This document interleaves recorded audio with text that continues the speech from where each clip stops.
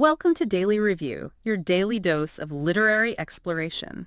We dive into books that spark curiosity and ignite growth. While our passion often leads us to nonfiction reads that empower and improve your life, no book is off limits. From gripping thrillers to insightful memoirs and compelling fiction to historical accounts, we're here to share and discuss all the interesting reads we discover. Tune in for your next great book idea. Thank you so much for tuning in to Daily Review. We truly appreciate you joining us for your daily dose of literary exploration. Your support means the world to us and helps us continue to share these amazing books with you. If you're enjoying what you hear, please consider taking a moment to subscribe, rate, like, and comment on any of the platforms you're listening from. This really helps support our channel and allows us to get better and bring you even more great content. If today's review sparked your interest and you're ready to dive into a copy of the book, please consider using the link in our description to make your purchase. Not only does it make it easy for you to get your hands on the book, but it also directly supports our channel and the author, allowing us to keep bringing you more great content. Thanks again for being a part of the Daily Review community. Okay, so today we're doing a deep dive into something, well, really quite profound. We are. We're looking at excerpts from David Richo's book, The 5 Things We Cannot Change, and the happiness we find by embracing them. Right. And David Richo, for those who might not know, he's a psychotherapist, also a teacher. His work often blends, psychological insights with more spiritual perspectives. Things like mindfulness, loving kindness, that sort of thing. Exactly. He's really interested in understanding the roots of unhappiness and maybe the secret to finding a kind of freedom within it all. And the core idea in these excerpts, it's a bit of a curveball, isn't it? He basically says a huge chunk of our unhappiness comes not from the bad stuff itself, but from how we fight against things we actually can't change. That's it, precisely. It's counterintuitive. We think happiness comes from getting rid of problems, right? Mm-hmm. But Richo suggests true freedom, maybe even fulfillment, comes from accepting these unavoidable realities, these givens. So that's our mission for this deep dive, to unpack what these givens are, according to Richo, and explore his idea that saying yes to them, actually embracing them, is the path forward. Sounds challenging. It does, because our instinct is definitely to resist. But Richo argues that embracing what is where sanity and authenticity lie. So we'll draw it directly from the source material you mentioned, looking at the key givens and how he suggests we live with them. Okay. Where does he start? How does he frame this? Well, he actually nods to Reinhold Niebuhr's serenity prayer. You know the one. Grant me the serenity to accept the things I cannot change. Courage to change the things I can, and wisdom to know the difference. Yeah. Classic. Right. Richo really zooms in on that first part, accept the things I cannot change. His focus is on identifying what exactly those things are. And it's not just like my specific problems. Well, those exist too. He calls them individual givens, your body type, personality, maybe even your job situation right now. But his main focus is on these 5 unavoidable givens. These are the big ones that hit everyone, everywhere, probably many times in life. Okay, 5 big ones. And why do we fight them so hard? Well, the text points straight at the ego. Our ego wants control. It wants predictability. And these basic facts of life, they apparently defy and terrorize the ego. So fighting them is pointless. He calls it a losing game. It just adds layers of stress onto something that's already, just part of life. So the alternative is saying yes, just like that, even to the bad stuff. That's the invitation, yeah, saying yes to life as it is. The text uses the story of the Buddha, Siddhartha Gautama. He was sheltered, right? Then he encounters sickness, old age, death, these core human givens. And that freaked him out initially. Totally. But that confrontation, that facing of reality became the absolute catalyst for his whole spiritual journey. It didn't break him, it actually woke him up. Yeah. So facing these things can be the foundation for growth. Okay, so it's not just enduring them, it's potentially transformative. The source material also mentions amor fati. Yes, loving one's fate. It's a Roman Stoic idea. And Carl Jung talked about embracing the givens with an unconditional yes. Unconditional yes. What does that mean in practice? Just rolling over? Oh, no. Richo is clear on that. It's not passive resignation. Jung described it as accepting the conditions of existence, accepting yourself as you are. It's presented as an active, even courageous alignment with reality, trusting reality more than what you wish was happening. Trusting reality more than my own preferences. Wow. Okay, that feels like a leap. It is. It requires practice. But maybe just start by thinking, for you listening, What feels like a constant battle right now, something you keep pushing against. Could be anything, right? Work, family, some personal thing. Exactly. Yeah. What if, just for a moment, you acknowledged it? Not tried to fix it, just acknowledge its reality. That feels, yeah, uncomfortable just thinking about it. But then the text says something really interesting. Accepting these givens doesn't lead to despair, but to spiritual riches, turning givens into graces. How? This is where paradox comes in. Richo suggests that spiritual awareness moves beyond the ego's black and white either-or thinking. It embraces the both hand. Okay. Yeah, like what? Give me an example from the text. All right, so one paradox. Everything changes and ends. That's a given. Yet, at the same time, things are constantly renewing, evolving, going through cycles. It's both ending and beginning, always. Huh. Okay. Another one. Things don't go according to our plan. That happens all the time, right? Yeah. Yet sometimes synchronicity or just unexpected events reveal a different path, maybe even a larger plan we couldn't see. And the really tough one. Life isn't always fair. That's undeniable. Yet. Yet something inside us, Richo suggests, still believes in fairness, still strives for it, and refuses to meet injustice with more injustice. So you hold both, the reality of unfairness and the commitment to fairness. Okay, so the unconditional yes is about holding these apparent opposites together. Exactly. It's embracing the complexity. Yeah. Now let's dig into some of these specific givens he outlines. The first big one, everything changes and ends. Impermanence. Right. That's everywhere. The text uses that bell-shaped curve analogy like with a song you love. Yeah, the excitement builds peaks, then naturally fades a bit. It says relationships can follow that curve too. The initial intense high doesn't stay exactly the same forever. And trying to force it to stay at the peak, that's the fairy tale thinking. Like Faust wanting that perfect moment to last forever. Precisely. Clinging like that, the text implies, is fighting reality. Because life is change. It is flow. Aging is maybe the most obvious example of this, isn't it? That shift from feeling young and invincible to, well, not. Definitely. The text calls it moving to a humbler station, where maybe wisdom becomes more important than just ambition. Richo's own story about needing reading glasses is so relatable. Yeah, trying to avoid it, using magnifiers. His body knew before his mind accepted it. And that resistance is so common. But the text suggests that accepting these physical changes gracefully lets us shift our focus inward, towards wisdom. It reframes aging not as just decline, but as stepping into the role of the wise guide, which is totally different from how society often portrays it. Yeah, the obsession with youth. And he mentions his son, Josh, right? Not being ready to accept that his body wouldn't always bounce back instantly. Right, and Richo realizing he couldn't push his own acceptance onto his son. It's a personal journey for everyone. The text also links this to ecology, quoting Huxley, "Nothing is separate." How does that help? If you see everything as interconnected, flowing, then change isn't something happening to you, it's just the nature of the whole system. Resisting that flow, wanting absolute security becomes, well, impossible and stressful. Okay, so for you listening, where do you feel that resistance to change right now? Relationships, career, self-image? What might shifting towards acceptance look like, even a tiny bit? Good question to ponder. Let's move to the second given. Things do not always go according to plan. Oh boy, does this one cause frustration. Huh. Yeah, the text gives those examples like Doris Day. Right, the car accident ends her dancing dreams, but then she becomes this huge singing star. Or Margaret Mitchell, injured, stuck at home, and ends up writing Gone with the Wind. So things going wrong can actually lead to unexpected good. Synchronicity, the text calls it. Exactly. It reframes error and errancy. Right. Mistakes aren't just failures, they're pathways. They teach us humility, they force us to learn, maybe make amends. It's just human. And there's this bigger idea that our little plans are often secondary to, what did it say? The larger purposes of a flowing universe. Yeah, it uses nature as a model again. Evolution, ecosystems, they adapt, they flow, they don't follow rigid individual plans. There are quotes from St. Anthony, Thomas Berry, Basho, all pointing to this wisdom in nature. So humility here is about tuning into that larger reality, even when it means facing powerlessness. That's a big part of it. The example of the parent whose son is struggling with addiction. You do what you can, you offer support, but ultimately you have to accept your powerlessness over his choices. That requires, as the text says, serious ego reduction, letting go. Wow. Okay, next one. Given number 3, life is not always fair. This one feels, very raw sometimes. It really tests us. Psychologically, we have to grieve the losses that come from unfairness. Yeah. Spiritually, the challenge is not to retaliate.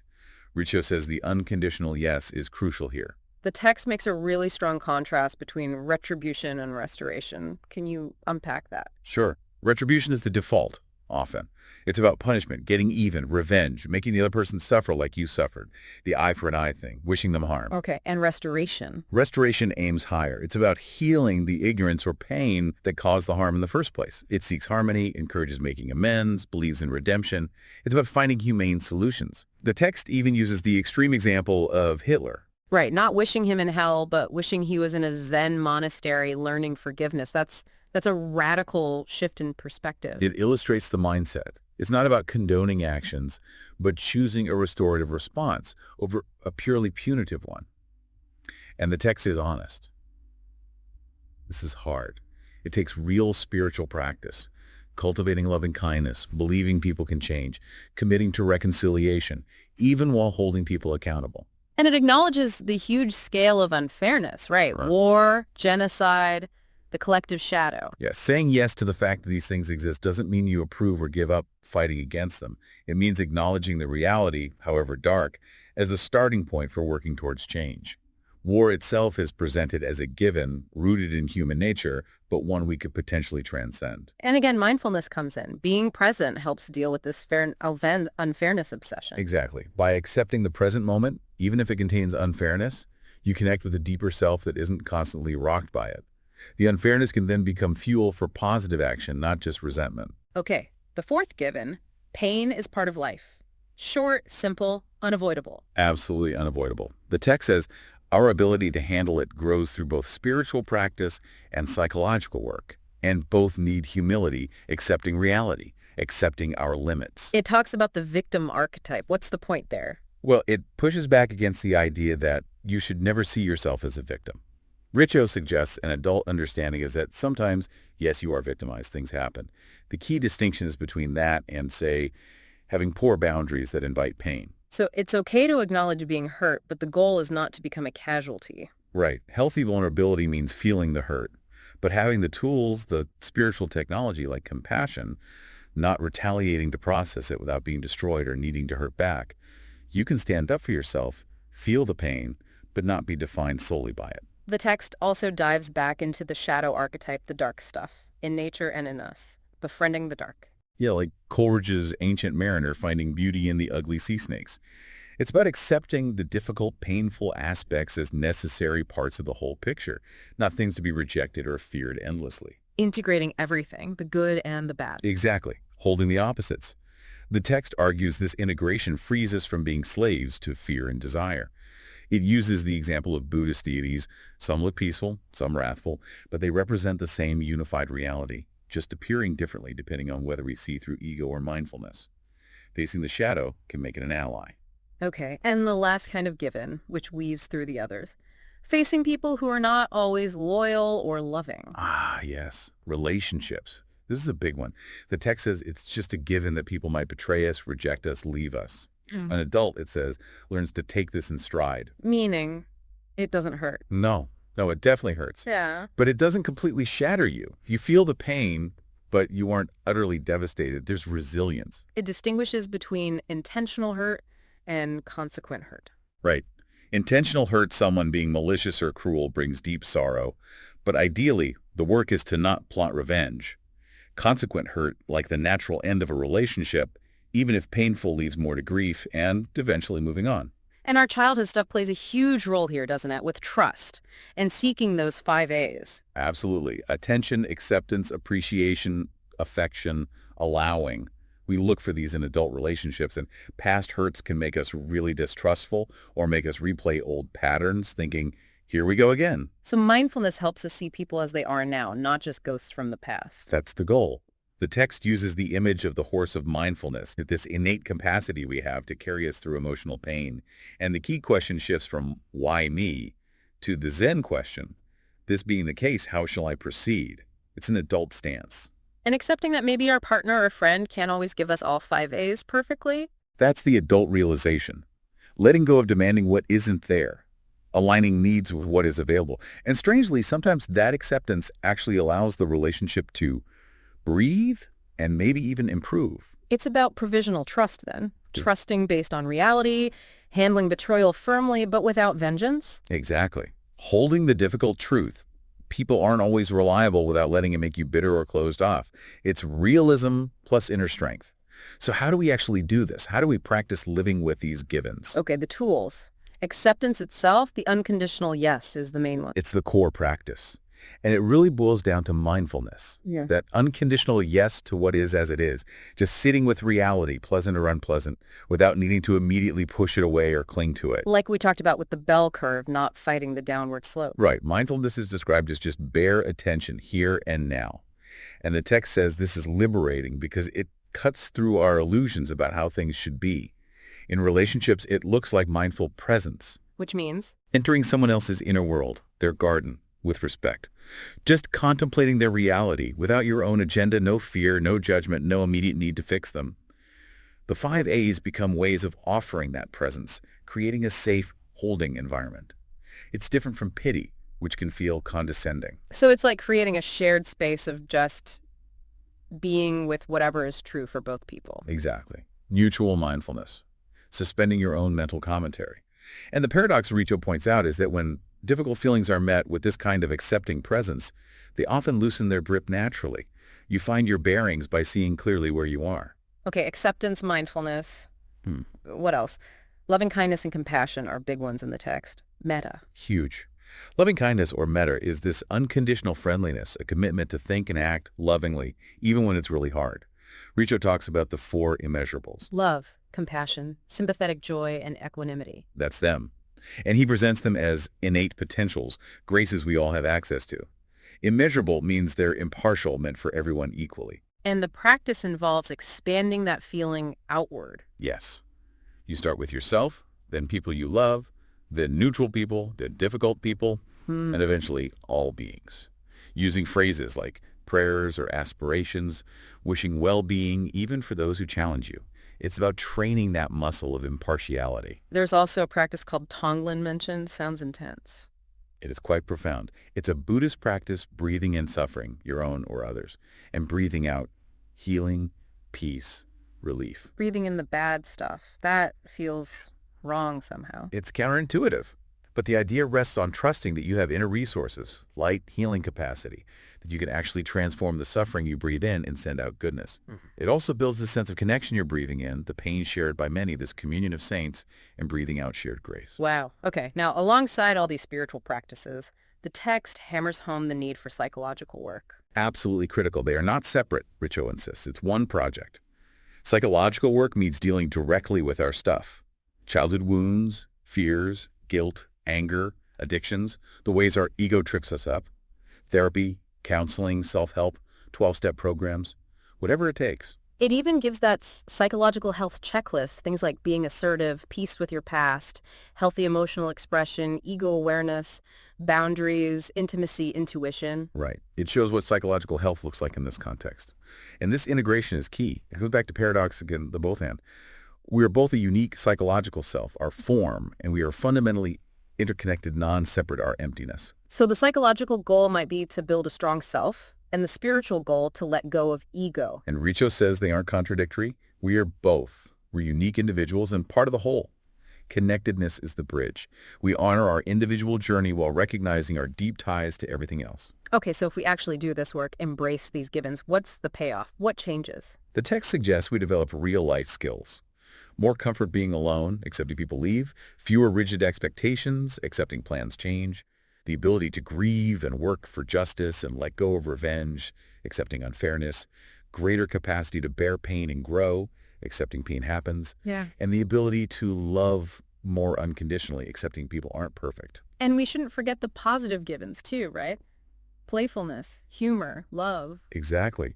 Our inherent graces. And there's this deep sense of belonging that comes from seeing the interconnectedness with nature, with others who've walked this path, the communion of saints, with all of humanity. Nature is highlighted as a teacher, a refuge, restoring the soul. So embracing the givens builds a more stable, authentic self. That's the idea. A sense of continuity, better coding skills, knowing how to get support, letting go of regret, examining our conscience honestly. And success gets redefined, not just money or status, but love, meaningful work. Yeah, measured by steadfast love. Finding and sharing your unique gifts. like throws woodpile satisfaction from committed work on your path. And it leads back to engaging with the world's suffering, not from blame, but from that place of acceptance, and asking, like T.S. Eliot, what then shall I do? How can I help? So wrapping it up, accepting the givens isn't about resignation or despair at all. It's actually, according to Richo, the key that unlocks our potential for love, compassion, wisdom, and a truly purposeful life. It's finding happiness by aligning with reality, not fighting it. A really powerful shift in perspective. That was such a rich, deep dive into David Richo's ideas from The 5 Things We Cannot Change. We really covered how resisting life's unavoidable truths might be the real source of struggle, and how acceptance could be the surprising path to freedom. Yeah, and exploring how paradox works, turning those tough givens into chances for finding grace. We looked at impermanence, plans going sideways, unfairness, pain, and the complexities of human connection. And the tools, which are so important.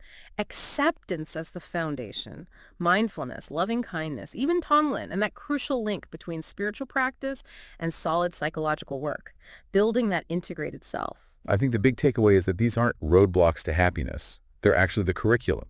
Mm-hmm. Embracing them builds the very skills we need to live fully and authentically. So to leave you, our listener, with something to chew on from this deep dive, given that fundamental truth that everything changes and ends, our moments, our relationships, even our lives, how might truly deeply accepting that reality today shift how you choose to live, how you choose to love, starting right now? Thank you so much for joining us for this deep dive.